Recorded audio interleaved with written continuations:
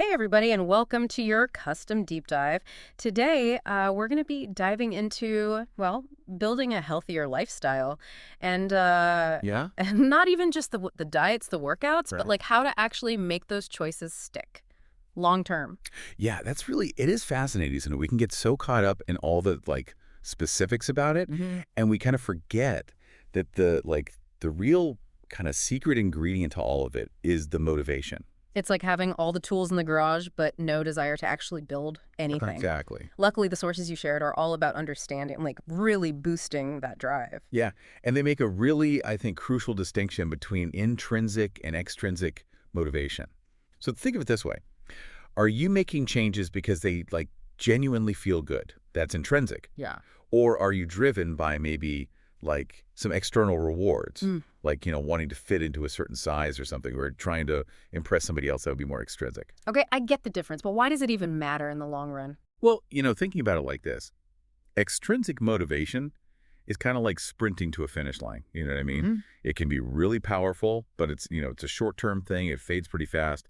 And intrinsic motivation is more like if you were going on like a scenic hike, Hmm. you know, and you could just do it all day. It's really about enjoying the journey itself. That makes so much sense. Like building a lifestyle you actually love, not just like chasing some finish line. Exactly. And you're more likely to stick with something that brings you like genuine joy, right? Precisely. And, the sources are really packed with a lot of different ways that you can tap into that intrinsic motivation. And one thing they really emphasize is starting small. So instead of saying, okay, I'm going to change my entire life overnight, Mhm. maybe focus on making these tiny little tweaks that you can actually keep up with. Which is perfect because it sounds like you already are pretty knowledgeable in this area Mhm. about health and fitness. So it's not like you need this huge overhaul. It's like we're talking about the small tweaks to amplify what you're already doing. So like what kind of small changes are we talking? I'm very intrigued. So imagine this. You decide, okay, instead of having that afternoon soda, I'm going to have a glass of water.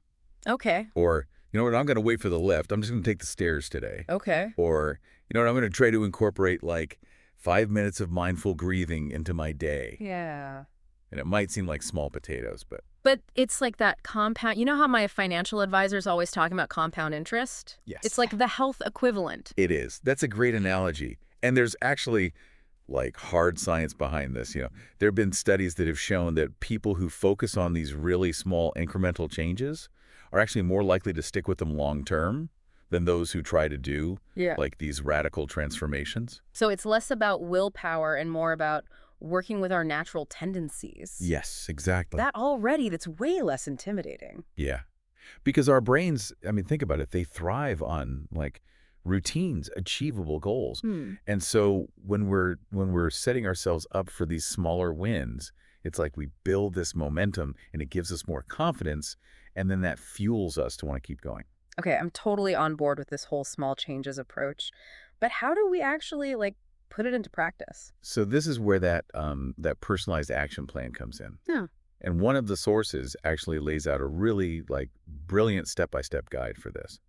And it's all about customization. It Yeah. starts with really defining what your unique health goals actually are. I like how it emphasizes like this isn't a one size fits all. No, this is about you and discovering what truly matters to you. What are you hoping to achieve? And being like specific, right? Instead of I want to be more active, it's like I'm going to incorporate a 20-minute walk into my day. Yes, that's the beauty of setting those SMART goals. So we want them to be specific, measurable, achievable, relevant, and time-bound. Yeah. It takes all the guesswork out of it. Okay, love it. So we've got the SMART goals, we're breaking them down. What's next? Okay, so one of the things that I found so interesting in a lot of these sources was this emphasis on celebration.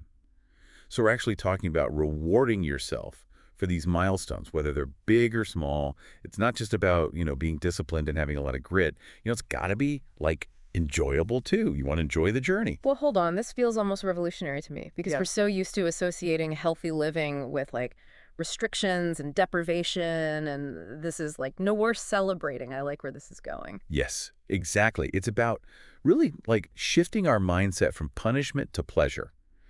And there's actually a scientific basis for this too. Yeah. When we celebrate those wins, it actually triggers the release of dopamine, which is your brain's reward chemical.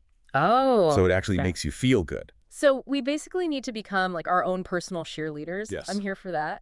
But on a serious note, it does make sense that if our brain is like associating these healthy habits with like feeling good, it's like, duh, we're going to want to do it more. Mm. Were there any like fun reward examples from the sources that stuck out to you? Oh, yeah. There were a few. One of them was like maybe you treat yourself to like a new workout outfit or Or something, what or a would you? book that you've been wanting to get. Another one suggested like a digital detox day. So you just like silence all your notifications, dive into a good novel, you know. Oh my God. My personal favorite, though, was a self-care day, just dedicated to relaxation and rejuvenation, whatever that looks like for you. That's so true. I recently started keeping like a success journal, Yeah. and it's been so cool to like look back and see how far I've come and just like acknowledge those wins no matter how small they seem in the moment. I love that. It's so great. And, those little wins really do pave the way for the bigger victories. But of course, we can't talk about building these healthy habits without addressing, The elephant in the room. bumps in the road. Mm. Because motivation isn't always going to be a constant. You know what I mean? Oh, tell me about it. Life happens. It We does get that. busy, we get stressed, sometimes we're just tired.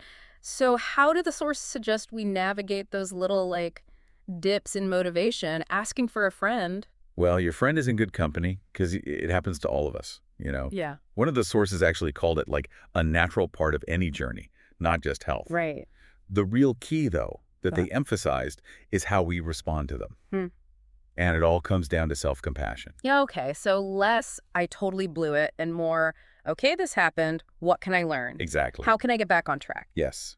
Because it's really about viewing these setbacks not as failures, but like these valuable data points in your journey. Yeah. And, they might even be a sign that, like, maybe you need to kind of reassess your goals. Hmm. Maybe they were a little too ambitious to begin with. Well, one source even suggested like creating a contingency plan, which I Right. thought was pretty smart. Oh, I love it. Like, those common obstacles are going to be there. Yeah. Like a crazy work week is coming up, or you've got travel or family stuff. So, like, knowing that that's coming up and you have a plan to deal with it. It's like packing snacks when you know you're going to be on the go.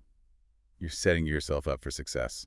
That is such a good analogy. Because it's true. If you wait until the last minute, you're like, well, I guess I'm just going to eat, candy bars from the vending machine. Exactly.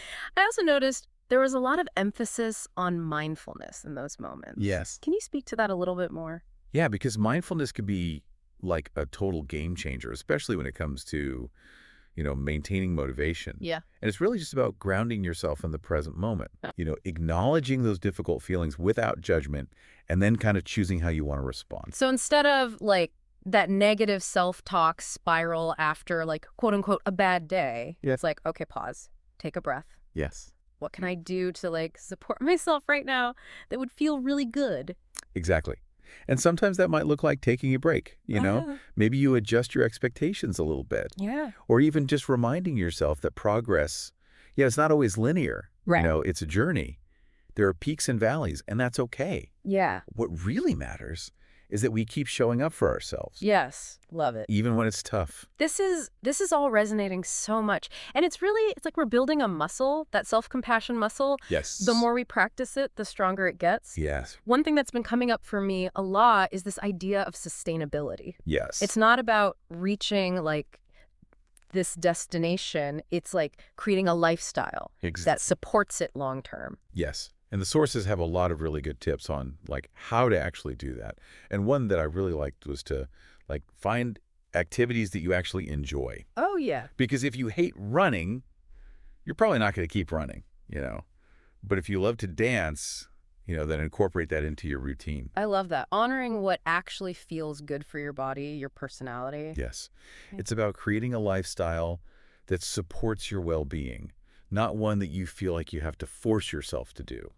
So much of this boils down to self-awareness. Yeah. Tuning in. What do I need? What feels good? But self-awareness on its own isn't always enough. What are some other strategies they highlight as far as building that sustainability? Well, another really practical tip is to like set realistic goals, which I know we talked about earlier, but it really is about understanding your own capacity. You know what I mean? Like what can you realistically do given your lifestyle? Yeah. And working with your life, Yeah. not against it. And that might look like, starting small, and then as you like build that confidence and momentum, maybe you gradually increase, like the intensity, the duration, whatever it is. I think so many of us, myself included, were guilty of that, especially at the start of a new year or a new season. Oh, yeah. It's like we want to transform overnight. Yeah, And when we don't, because that's not how it works, right. we feel discouraged. That's so true. What are your thoughts on that? I think that's such a crucial point because you're right. Like, lasting change, it takes time. Yes. And there will be setbacks along the way. Yeah. But I think it's also about being flexible and adaptable Okay. because things are going to change and shift. And it's like life. Yeah. And instead of like seeing that as, oh, I have to go back to the drawing board, it's like, okay, how can I, use this as an opportunity to kind of learn and grow? It's like that growth mindset we were talking about earlier, Perfectly. where it's like those hiccups are going to happen. They're inevitable. Yeah. But it's not a failure. It's just an opportunity to be like, okay, course correct. Yes, love it. Keep it moving. Exactly. And speaking of growth,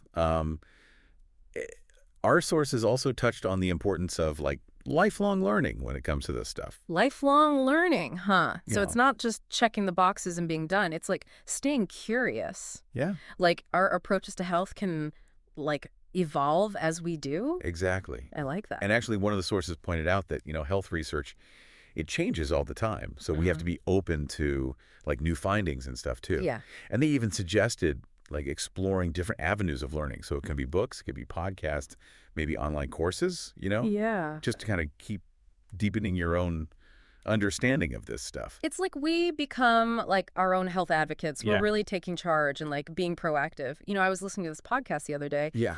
It was all about the gut-brain connection. Oh, wow. And I was like, what? Yeah. It totally blew my mind. And it just made me realize like there's so much more to this whole world of like health and wellness than just, diet and exercise. Absolutely. And it's so inspiring to see you like embracing that curiosity, which I love. And, one of the things that I thought was so neat, kind of a theme that emerged from a lot of these sources was this idea of like a ripple effect when it comes to motivation. Ah, So it's like, as we're in our own journeys, yeah.